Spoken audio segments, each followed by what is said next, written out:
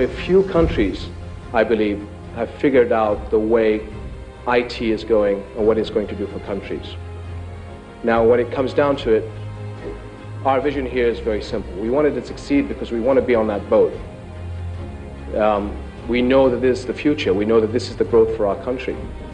So whatever fancy slogans you hear and whatever people will tell you about what we want to do in IT in Jordan, we're serious, because this is our #1 chance to get Jordan to be a very special country in this part of the world. And I believe we can do it.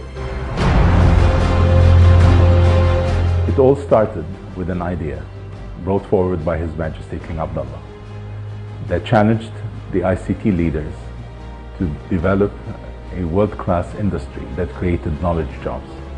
We responded with the REACH initiative. No one would have imagined what could have been accomplished in those 10 years under His Majesty's leadership.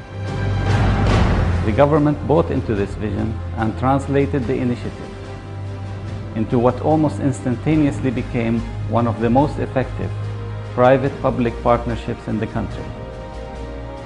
Taking it from the ground up, the challenge today has resulted in the creation of the fastest-growing sector in this economy. From a simple concept to actual realization, and from disbelief, doubt, sometimes even cynicism, to actual belief now and celebration.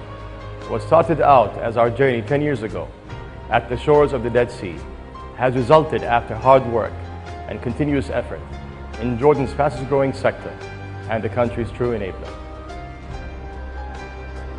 The ICT industry in Jordan has witnessed phenomenal growth between the years 2000 and 2010. Internet penetration has increased from 4% in the year 2000 to 35% by mid-2010. The number of companies involved in the ICT sector has increased from 50 to 450 over the same period of time.